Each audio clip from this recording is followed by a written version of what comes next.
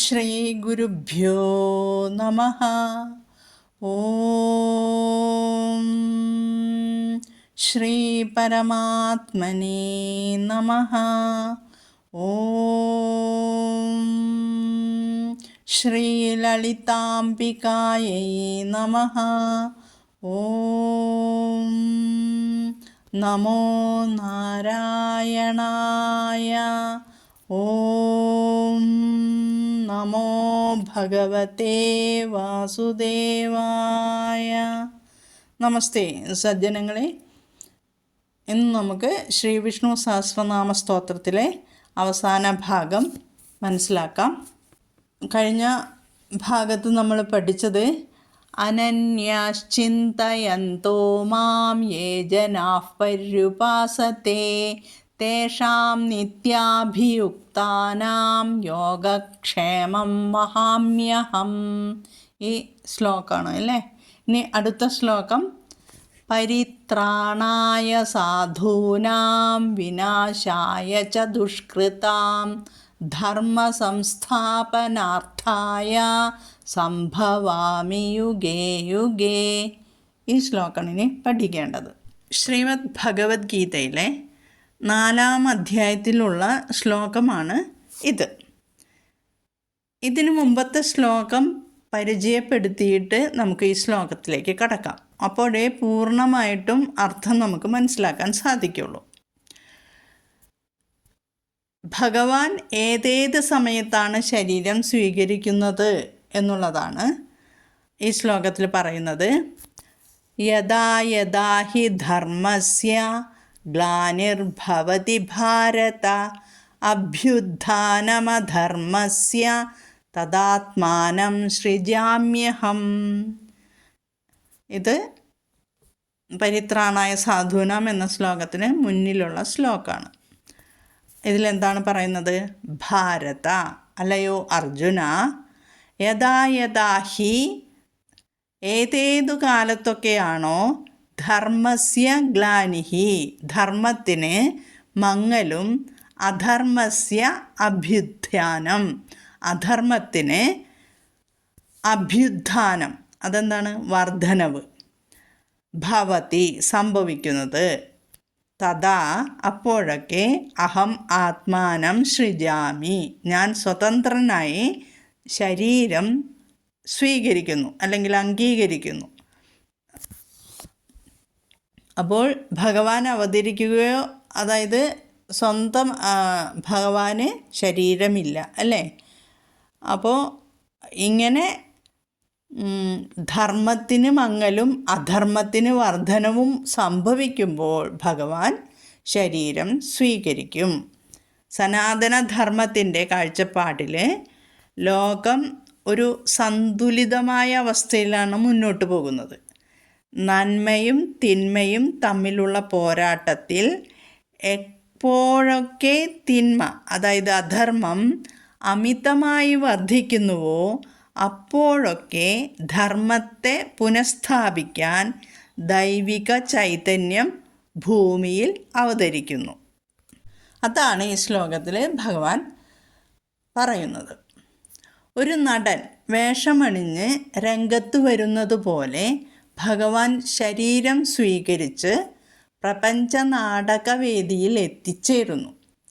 അന്നുള്ള അധർമ്മത്തെ മാറ്റാൻ ഏതു തരം ശരീരമാണോ ആവശ്യം അതായിരിക്കും ഭഗവാൻ അംഗീകരിക്കുക. അതുകൊണ്ടാണ് അവതാര ശരീരങ്ങളിൽ വൈവിധ്യം കാണാൻ ഉള്ള കാരണം. ഇനി ഇങ്ങനെ അവതാരമെടുക്കുന്നതിൻ്റെ ലക്ഷ്യമെന്താണെന്ന് അടുത്ത ശ്ലോകത്തിൽ പറയുന്നത്. അതാണ് സഹസ്രനാമത്തിൽ ചേർത്തിരിക്കുന്നത്. പരിത്രാണായ സാധൂനാം വിനാശായ ച ദുഷ്കൃതാം ധർമ്മസംസ്ഥാപനാർത്ഥായ സംഭവാമി യുഗേ യുഗേ. സാധൂനാം, സാധുക്കൾ. സാധുക്കൾ ആരാണ്? ആത്മസാക്ഷാത്കാരം ലക്ഷ്യമാക്കി ആഗ്രഹങ്ങളൊന്നുമില്ലാതെ സ്വധർമാചരണത്തിലേർപ്പെട്ടിരിക്കുന്നവരാണ് സാധുക്കൾ. പരിത്രാണായ, അവർക്കെന്താണ് ഭഗവാൻ നൽകുന്നത്? എല്ലാവിധ രക്ഷയും ഉറപ്പുവരുത്തുന്നു. വിനാശായ ച ദുഷ്കൃതാം, ദുഷ്കർമ്മങ്ങൾ ചെയ്യുന്നവർക്ക് വിനാശം വരുത്തുന്നു. ധർമ്മ സംസ്ഥാപനാർത്ഥായ, ധർമ്മം നിലനിർത്തുവാനായി യുഗേ യുഗേ അതത് കാലങ്ങളിൽ അല്ലെങ്കിൽ യുഗം തോറും സംഭവാമി, ഞാൻ അവതരിക്കുന്നു. ആത്മസാക്ഷാത്കാരം ലക്ഷ്യമാക്കി നിഷ്കാമമായ സ്വധർമാചരണത്തിൽ ഏർപ്പെട്ടിരിക്കുന്നവർക്ക് എല്ലാവിധ രക്ഷയും ഉറപ്പുവരുത്തുവാനും, ആത്മസത്യം വിസ്മരിച്ച് ഭൗതിക കാമങ്ങളിൽ മോഹിച്ച് ദുഷ്കർമ്മങ്ങൾ ചെയ്യുന്നവർക്ക് വിവിധ തരത്തിൽ നാശം വരുത്തുവാനും, ഈശ്വരബോധവും ഈശ്വര ആരാധന രൂപത്തിലുള്ള കർമാനുഷ്ഠാനവും ലോകത്ത് നല്ലതുപോലെ ഉറപ്പിക്കാനും അതാതു കാലങ്ങളിൽ വ്യക്തമായ രൂപം കൈക്കൊണ്ട് ഭഗവാൻ ആവിർഭവിക്കുന്നു. വ്യക്തമായല്ലോ. സാധുരക്ഷണം, ദുഷ്ടനാശനം, സ്വധർമ്മസ്ഥാപനം ഇവയാണ് അവതാര ഉദ്ദേശങ്ങൾ. അംശാവതാരങ്ങളിൽ ചിലതിന് പ്രാധാന്യം കൂടിയും ചിലതിന് കുറഞ്ഞും വന്നെന്നു വരാം. ഈ ഉദ്ദേശങ്ങളെല്ലാം തുല്യ പ്രാധാന്യത്തോടെ കാണപ്പെടുന്നതുകൊണ്ടാണ് ഭഗവാൻ ശ്രീകൃഷ്ണൻ പൂർണ്ണാവതാരമാണെന്ന് ഗണിക്കപ്പെടുന്നത്. ഇനി നമുക്ക് അടുത്ത ശ്ലോകം മനസ്സിലാക്കാം. ആർത്താവിഷണ്ണാ ശിഥിലാശ്ച ഭീതാഃ ഘോരേഷു ച വ്യാധിഷു വർത്തമാനാഃ സങ്കീർത്തിയ നാരായണ ശബ്ദമാത്രം വിമുക്തദുഃഖാ സുഖിനോ ഭവന്തു. ആർത്താവിഷണ്ണാ ശിഥിലാശ്ച ഭീതാഃ ഘോരേഷു ച വ്യാധിഷു വർത്തമാനാഃ സങ്കീർത്തിയ നാരായണ ശബ്ദമാത്രം വിമുക്തദുഃഖാ സുഖിനോ ഭവന്തു. ആർത്താഹ ആരാണ്? ദുഃഖിതർ, ദുസ്സഹമായ വേദന അനുഭവിക്കുന്നവർ. വിഷണ്ണാഹ വിഷണ്ണരായവർ, മനസ്സ് തളർന്നവർ. ശിഥിലാഹ ദുർബലരായവർ, ശാരീരികമായി തളർച്ച ബാധിച്ചവരാണ് ദുർബലർ. ഭീതാഹ ഭീതരായവർ, ഭയചകിതരായവർ. ഘോരേഷു ച വ്യാധിഷു ഭയാനകമായ വ്യാധിഷു രോഗങ്ങളിൽ വർത്തമാനഹ കഴിയുന്നവർ. കഠിനമായ രോഗങ്ങളാണ് ഘോരേഷു കഷ്ടപ്പെടുന്നവർ. വ്യാധിഷു അങ്ങനെ കഠിനമായ രോഗങ്ങളാൽ കഷ്ടപ്പെടുന്നവർ. സങ്കീർത്തിയ നാരായണ ശബ്ദമാത്രം, നാരായണ എന്ന നാമം മാത്രം ഉച്ചരിക്കുന്നതിലൂടെ വിമുക്ത ദുഃഖാ സുഖിനോ ഭവന്തു, സകല ദുഃഖങ്ങളിൽ നിന്നും വിമുക്തരായി സന്തോഷം കൈവരിക്കുമാറാകട്ടെ എന്നാണ് ഇവിടെ പറയുന്നത്, ഈ ശ്ലോകത്തിൽ പറയുന്നത്. ഓം നമോ നാരായണായ എന്താണത്? ഞാൻ വിശദീകരിച്ചിട്ടുണ്ട് ഒരിക്കൽ. 8 അക്ഷരങ്ങളുള്ള മന്ത്രം, അഷ്ടാക്ഷരി മന്ത്രമാണത് ഭഗവാന്റെ. അപ്പോൾ അത് ചൊല്ലിയാൽ, ഈ മന്ത്രം ജപിച്ചാൽ മനസ്സിന് ശാന്തി ലഭിക്കുന്നു, ഭയം കുറയുന്നു, ആത്മസമർപ്പണം വളരുന്നു, അഹങ്കാരം ഇല്ലാതാകുന്നു. അതായത് നമ്മൾ നമിക്കുന്നു അല്ലേ, അപ്പോൾ നമസ്കരിക്കുന്നു എന്ന് പറയുമ്പോൾ അഹങ്കാരം വിട്ടുമാറുകയാണ്. ആരെയായാലും നമ്മൾ നമസ്കരിക്കുമ്പോൾ നമ്മുടെ അഹങ്കാരം വിട്ടു പോകുകയാണ് ചെയ്യുക. നാരായണൻ പുറത്തുള്ള ഒരു ദൈവം മാത്രമല്ല, നമ്മുടെ ഹൃദയത്തിലെ അന്തര്യാമിയാണ് അല്ലേ.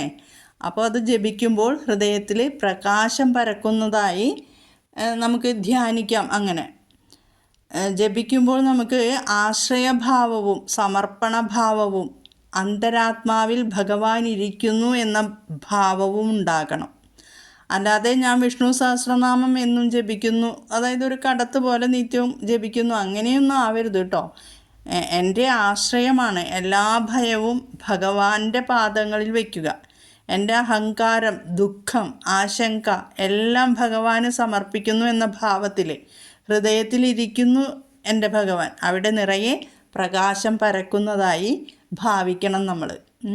അപ്പോൾ വിഷ്ണു സഹസ്രനാമം ഇപ്പോൾ മുഴുവനും ജപിക്കാൻ എന്നും ചിലപ്പോൾ നമുക്ക് സാധിച്ചില്ലെങ്കിലും നിങ്ങൾ ഓം നമോ നാരായണായ എന്നുള്ള മന്ത്രം ജപിക്കണം. ഒരു 108 പ്രാവശ്യമെങ്കിലും 108 പ്രാവശ്യം ഒരേ സ്ഥലത്തിരുന്ന് ശുദ്ധിയായി, അതായത് കുളിച്ച് അലക്കിയ വസ്ത്രം ധരിച്ച് പൂജാമുറിയിലിരുന്ന് ജപിക്കാം. അല്ല, അവനവൻ്റെ റൂമിലിരുന്ന് ജപിക്കാനേ സാധിക്കുന്നുള്ളൂ എങ്കിൽ അങ്ങനെ. ഇനിയിപ്പോൾ വയസ്സായി എന്നും കുളിക്കാനൊന്നും സാധിക്കുന്നില്ല, അത് സാരമില്ല, ഒന്ന് കൈയും കാലും കഴുകിയാലും മതി. ഈ മന്ത്രം ജപിക്കുക, ഓം നമോ നാരായണായ. അത് ഒരേ സ്ഥലത്ത് തന്നെ ഇരിക്കണം. പൂജാമുറിയിലാണ് ഇരിക്കുന്നതെങ്കിൽ അവിടെ വടക്കോട്ടോ കിഴക്കോട്ടോ തിരിഞ്ഞിരിക്കാം. പിന്നെ വേറെ നമ്മുടെ റൂമിലാണ് ഇരിക്കുന്നതെങ്കിൽ അവിടെ. അത് പക്ഷേ ഒരേ സ്ഥാനത്തായിരിക്കണം, ഒരേ സ്ഥലത്തായിരിക്കണം, ഒരേ ദിശയിലേക്കായിരിക്കണം ഇരിക്കുന്നത്. എന്നിട്ട് 108 പ്രാവശ്യം ജപിക്കുക. ഇതിന് എല്ലാവർക്കും നല്ലത് വരും, അതുകൊണ്ടാണ് അങ്ങനെ പറയുന്നത് കേട്ടോ. ഒരേ മന്ത്രം ജപിക്കുക. അങ്ങനെ വിഷ്ണു സഹസ്രനാമ സ്തോത്രം മുഴുവനായിട്ടും നമ്മൾ പഠിച്ചു കഴിഞ്ഞു. നല്ല അക്ഷരസ്ഫുടതയോടുകൂടി വിസർഗസന്ധികളെല്ലാം മനസ്സിലാക്കി ചൊല്ലി പഠിപ്പിച്ചു കഴിഞ്ഞു. ഇനി ഇതിൻ്റെ ബാക്കിയുള്ള ശ്ലോകങ്ങൾ നമ്മൾ സമർപ്പണ ശ്ലോകങ്ങൾ ചൊല്ലാം. ഇതി ശ്രീ മഹാഭാരതേ അനുശാസനികേ പർവണി ദാനധർമ്മ ഭീഷ്മയുധിഷ്ഠിര സംവാദേ ശ്രീ വിഷ്ണുർദിവ്യസഹസ്രനാമസ്തോത്രം സമ്പൂർണം. മഹാഭാരതത്തിലെ അനുശാസന പർവത്തിൽ ഭീഷ്മരും യുധിഷ്ഠിരനും തമ്മിലുള്ള സംഭാഷണത്തിലൂടെ ലഭിച്ച ദിവ്യമായ വിഷ്ണു സഹസ്രനാമ സ്തോത്രം ഇവിടെ സമ്പൂർണമായി. നമുക്കിനി ഇവിടെ ശരിക്കും ഇത് ചൊല്ലുമ്പോൾ, നമ്മളൊരു സ്തോത്രം ചൊല്ലിക്കഴിയുമ്പോൾ നമ്മൾ ആദ്യത്തെ ഒരു ധ്യാന ശ്ലോകം കൂടി ചൊല്ലും. അതിവിടെ ശാന്താകാരം എളുപ്പമായതുകൊണ്ട് അത് ചൊല്ലാം. ശാന്താകാരം ഭുജഗശയനം പത്മനാഭം സുരേശം വിശ്വാധാരം ഗഗനസദൃശം മേഘവർണം ശുഭാംഗം ലക്ഷ്മീകാന്തം കമലനയനം യോഗിഹൃദ്ധ്യാനഗമ്യം വന്ദേ വിഷ്ണും ഭവഭയഹരം സർവലോകൈകനാഥം എന്ന് ചൊല്ലിയിട്ട് ന്യാസം അസ്യ ശ്രീ വിഷ്ണുർദിവ്യസഹസ്രനാമസ്തോത്രമഹാമന്ത്രസ്യ ശ്രീവേദവ്യാസോ ഭഗവാൻ ഋഷിഃ അനുഷ്ടുപ്ഛന്ദഃ ശ്രീമഹാവിഷ്ണുഃ പരമാത്മാ ശ്രീമന്നാരായണോ ദേവത എന്ന് പറഞ്ഞ് നിർത്തണം കേട്ടോ. അത് ന്യാസം ഞാൻ ചൊല്ലി പഠിച്ചവർക്ക് കാണിച്ചു തരാം, ഗൂഗിൾ മീറ്റ് ഇട്ടിട്ട് കാണിച്ചു തരാം. ചൊല്ലി പഠിച്ചവർക്ക്, അല്ലാത്തവർ കേട്ടിട്ടേ അല്ലേ ഉള്ളൂ, അവർക്ക് ആവശ്യമില്ല, ന്യാസം ചൊല്ലേണ്ട ആവശ്യമില്ല. കായേന വാചാ മനസേന്ദ്രിയൈർവാ ബുദ്ധ്യാത്മനാ വാ പ്രകൃതേ സ്വഭാവാത് കരോമി യദ്യത് സകലം പരസ്മൈ നാരായണായേതി സമർപ്പയാമി. നാരായണായേതി സമർപ്പയാമി. നാരായണായേതി സമർപ്പയാമി. കായേന വാച ശരീരം കൊണ്ടോ വാക്കുകൊണ്ടോ, മനസേന്ദ്രിയൈർവാ ഇന്ദ്രിയൈഹി മനസ്സ് ഇന്ദ്രിയൈഹി വാ അതായത് മനസ്സുകൊണ്ടോ ഇന്ദ്രിയങ്ങൾ കൊണ്ടോ, ബുദ്ധ്യാത്മന ബുദ്ധി കൊണ്ടോ, ആത്മാവിനെ കൊണ്ടോ, പ്രകൃത്യാ ഉള്ള സ്വഭാവപ്രകാരം ഞാൻ എന്തെന്ത് ചെയ്യുന്നുവോ അവയെല്ലാം തന്നെ പരമാത്മസ്വരൂപനായിരിക്കുന്ന ശ്രീമൻ നാരായണനായിക്കൊണ്ട് ഞാനിതാ സമർപ്പിക്കുന്നു. അതാണ് ഈ ശ്ലോകത്തിൻ്റെ അർത്ഥം. മനസ്സിലായല്ലോ? ഇനി നമ്മൾ ഒരു ശ്ലോകം അല്ലെങ്കിൽ സ്തോത്രം ചൊല്ലുമ്പോൾ എന്തെങ്കിലുമൊക്കെ തെറ്റുകൾ വരും. അതിന് ഭഗവാനോട് മാപ്പ് ചോദിക്കുന്ന ഒരു ശ്ലോകമുണ്ട്. എപ്പോൾ എന്ത് ചൊല്ലിയാലും ഒരു ശ്ലോകം കൂടി ഞാൻ പഠിപ്പിച്ചു തരികയാണ്. യദക്ഷരപദഭ്രഷ്ടം മാത്രാഹീനം തു യദ്ഭവേത് തത്സർവം ക്ഷമ്യതാം ദേവ നാരായണ നമോസ്തുതേ. വിസർഗബിന്ദുമാത്രാണി പദപാദാക്ഷരാണി ച ന്യൂനാനി ചാതിരിക്താനി ക്ഷമസ്വ പുരുഷോത്തമ. യത് അക്ഷരം യദക്ഷരം പദഭ്രഷ്ടം മാത്രാഹീനം തു യത് ഭവേത് തത്സർവം ക്ഷമ്യതാം ദേവ നാരായണ നമോസ്തുതേ. വിസർഗബിന്ദുമാത്രാണി പദപാദ അക്ഷരാണി ച ന്യൂനാനി ച അതിരിക്താനി ക്ഷമസ്യ പുരുഷോത്തമ. അക്ഷരം എന്ന് വെച്ചാൽ അക്ഷരം, പദഭ്രഷ്ടം തെറ്റായി ഉച്ചരിച്ച പദം, മാത്രാഹീനം ദീർഘം ഹസ്രം എന്നൊക്കെ ഉണ്ടല്ലോ അതിൻ്റെ പിഴവ്, വിസർഗം ബിന്ദു, ബിന്ദു എന്ന് വെച്ചാൽ നമ്മൾ കുത്തിടുന്നുണ്ടല്ലോ അത്, ന്യൂനം കുറവ്, അതിരിക്തം അധികം, ക്ഷമ്യതാം അല്ലെങ്കിൽ ക്ഷമസ്വ ക്ഷമിക്കണമേ പുരുഷോത്തമ ഭഗവാനെ വിഷ്ണുവിന്. ഞങ്ങൾ പാരായണം ചെയ്യുമ്പോൾ അക്ഷരങ്ങൾ തെറ്റിപ്പോകാം, മാത്രകൾക്ക് തെറ്റുകൾ സംഭവിക്കാം. ദേവ അതെല്ലാം ക്ഷമിക്കണമേ. നാരായണ അങ്ങേക്ക് നമസ്കാരം. അടുത്ത ശ്ലോകത്തിൽ വിസർഗം, ബിന്ദു, മാത്രകൾ, പദങ്ങൾ, അക്ഷരങ്ങൾ ഇവയിലെല്ലാം കുറവുകളോ അധികമോ ഉണ്ടായിട്ടുണ്ടെങ്കിൽ പുരുഷോത്തമ അവയെല്ലാം ക്ഷമിക്കണമേ. സംസ്കൃത പാരായണം അത്യന്തം ശുദ്ധിയുള്ളതാണ്. ഒരു ചെറിയ തെറ്റുപോലും അർത്ഥം മാറാൻ കാരണമാകാം. എന്നാൽ നമ്മൾ മനുഷ്യരാണ്, പിഴവുണ്ടാകും. ഉച്ചാരണത്തിലെ തെറ്റുകൾ വരാം. ശ്വാസം, പ്രായം, വേഗം, ഓർമ്മ എല്ലാം കാരണങ്ങളാണ്. അതിനാൽ ഞാൻ പൂർണ്ണനല്ല, പക്ഷേ എൻ്റെ ഭക്തി സത്യമാണ്. അതുകൊണ്ട് എന്നും വിഷ്ണു സഹസ്രനാമ സ്തോത്രം പാരായണം ചെയ്യുക, സമയത്തിൽ കൃത്യത പാലിക്കുക. പ്രായമായവരാണ്, എനിക്ക് പൂജാമുറിയിലിരുന്ന് പ്രാർത്ഥിക്കാനൊന്നും സാധിക്കില്ല എന്നുള്ളവരാണെങ്കിൽ വിഷമിക്കേണ്ട, കട്ടിലിരുന്നായാലും പ്രാർത്ഥിക്കുക. നിത്യവും മുടങ്ങാതെ പ്രാർത്ഥിച്ചാൽ ഫലം നിശ്ചയം. അങ്ങനെ ഭഗവാന്റെ 1000 നാമങ്ങൾ ഉച്ചാരണ ശുദ്ധിയോടെ വിസർഗസന്ധികൾ എങ്ങനെ ചൊല്ലണം എന്നതും പരമാവധി അർത്ഥവും പറഞ്ഞു തരാൻ ഞാൻ ശ്രമിച്ചിട്ടുണ്ട്. ശ്രീ വിഷ്ണു സഹസ്രനാമ സ്തോത്ര പഠനം ഞാൻ ഭഗവാന്റെ പാദങ്ങളിൽ സമർപ്പിക്കുകയാണ്. ശ്രീ ദക്ഷിണാമൂർത്തിയെ ഗുരുവായി സങ്കല്പിച്ചുകൊണ്ട് തുടങ്ങി. ആ ഗുരുവിനായിക്കൊണ്ട് നമസ്കാരം. ഇങ്ങനൊരു പഠനം ആരംഭിക്കുവാൻ എന്നെ പ്രേരിപ്പിച്ചത് എൻ്റെ മകളായിരുന്നു. മകൾക്ക് നന്ദി പറയുന്നു. അടുത്തത് 2004 വരെ അമ്മയും അമ്മൂമ്മയും പഠിപ്പിച്ചു തന്ന സ്തുതികളെ സന്ധ്യാവേളകളിൽ ചൊല്ലാറുണ്ടായിരുന്നുള്ളൂ. 2004 മകൻ്റെ വിദ്യാഭ്യാസ പുരോഗതിക്കായി പെരിങ്ങാവിലെ ധന്വന്തരി ക്ഷേത്രത്തിനടുത്ത് വന്ന് താമസിക്കാനിടയെ. അവിടെ അയൽപ്പക്കത്തുള്ള സുശീല ചേച്ചി ഒരു ദിവസം വിഷ്ണു സഹസ്രനാമ സ്തോത്രത്തിൻ്റെ ഒരു ചെറിയ കൈപ്പുസ്തകം തരികയുണ്ടായി. അന്നു മുതലാണ് ഞാൻ സഹസ്രനാമ പാരായണം സന്ധ്യാപ്രാർത്ഥനയിൽ ഉൾപ്പെടുത്തിയത്. സുശീല ചേച്ചിക്കും നന്ദി. വിഷ്ണു സഹസ്രനാമ സ്തോത്രം ഉച്ചാരണ ശുദ്ധിയോടെ പാരായണം ചെയ്തു പഠിപ്പിക്കുവാൻ 7 ഗ്രൂപ്പുകൾ ഉണ്ടാക്കി. അതിലെ പാരായണം തിരുത്താൻ 8 അഡ്മിൻസ്മാരുണ്ടായിരുന്നു. അവർ വളരെ എന്നെ സഹായിച്ചു. അവരോടും ഞാൻ നന്ദി പറയുന്നു. ഇത് കേട്ട് പഠിച്ച എല്ലാവർക്കും നന്ദി. വിഷ്ണുവിനെ മനസ്സിലുറപ്പിച്ച് വിഷ്ണുവിൻ്റെ 1000 നാമങ്ങൾ ഉച്ചാരണ ശുദ്ധിയോടെ ജപിക്കുന്ന ഭക്തന്മാർക്ക് സ്ഥിരമായ സൗഭാഗ്യങ്ങളും സർവോത്തമമായ ശ്രേയസ്സും നിർഭയത്വവും വീര്യവും തേജസ്സും ആരോഗ്യവും സിദ്ധിക്കുമെന്ന് മഹർഷിമാർ പറയുന്നു. എല്ലാവരും ജപിക്കൂ, നന്മകൾ എല്ലാവർക്കും ലഭിക്കട്ടെ എന്ന് പ്രാർത്ഥനയോടെ. ഗുരുവായൂരപ്പാ ശരണം, ഗുരുവായൂരപ്പാ ശരണം, ഗുരുവായൂരപ്പാ ശരണം. ഓം ശ്രീ ഗുരുഭ്യോ നമഃ.